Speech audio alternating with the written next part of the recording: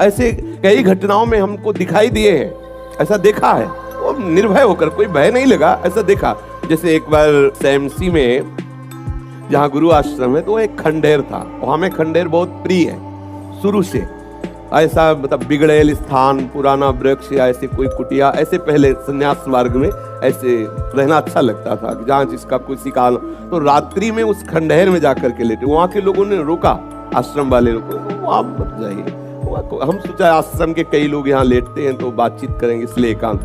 यही गए तो अंदर मंत्र चल रहा था, और एक छोटी सी टार्च सिराने, छोटी सी घड़ी दुप दुप वाली, क्योंकि उससे पता चले ना तो मतलब टाइम का। तो ऐसे रख के वैसे से थोड़ा ही लेटे, तो उस समय जटाएं बड़ी बड़ी थी, तो ऐसे उनका तकिया की तरह जटा रखे, तो ऐसा लगा जैसे कोई हमें बहुत जोर से दबाने की चेष्टा कर रहा है। तो ऐसे देखा तो मुझे स्पर्श जैसा भी हुआ कि जैसे कोई कड़ा हाथों में एकदम। ऐसा कैसे हो सकता है? जब हम मंत्र जप रहे हैं तो कोई ऐसा कैसे हो सकता है कि कोई अशुभ आत्मा के छुए? तो टार्च लिया, बाहर निकले, कोई नहीं। मुझे लगा कि मेरी मानसिक बिगड़ेल बुद्धि हमको भयभीत करना चाहती है। नहीं, मैं नहीं मान। एक मन ने कहा यहाँ से हटके, वहां से हमको जिद्दी स्वभाव था, नहीं देखूं कैसा क्या, फिर वही जाके सोए। थोड़ी ही देर में फिर स्पष्ट अनुभव हुआ कि ऐसे। तब हम बैठ गए तत्काल मंत्र जपते हुए।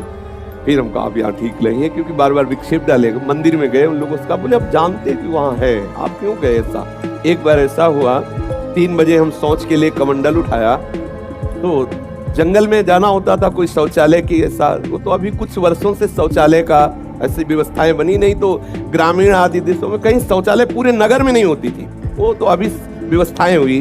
तो कमंडल लेकर शौच के लिए निकले, तो देखा कि गांव के बाहर एक नववधू लोटा लिए शौच के लिए जा रही। तो हम खड़े हो गए कि ये जिस दिशा को जाए उससे विपरीत दिशा में हम, वो खड़ी हो गई। फिर विचार किया कि हमें लगता है ये यहीं शौच में बैठना चाहती, तो हमने रफ्तार बढ़ाई। जब रफ्तार बढ़ाई तो देखा कुछ दूर आगे जा रही, तो लगा कि ये तो पीछे खड़ी थी, आगे।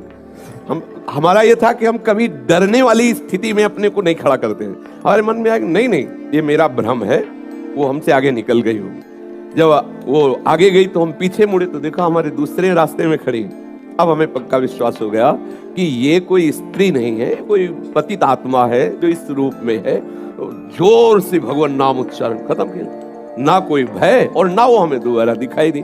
तो हमने जीवन में देखा है कि अगर कहीं ऐसी प्रेतात्मा आदि हो, वो आपको परेशान नहीं कर सकती। आपको जैसे गोकर्ण के सामने धुंधकारी प्रकट हुआ, कभी वो अग्नि बनता, कभी वो ये बनता, कभी भेड़ बनता, कभी सिंह, समझ गए अधोगति को प्राप्त। लेकिन कोई ऐसा नहीं कि उनका अनिष्ट करे और रो के कह रहा था कि मेरा उद्धार कर दो, मेरा कल्याण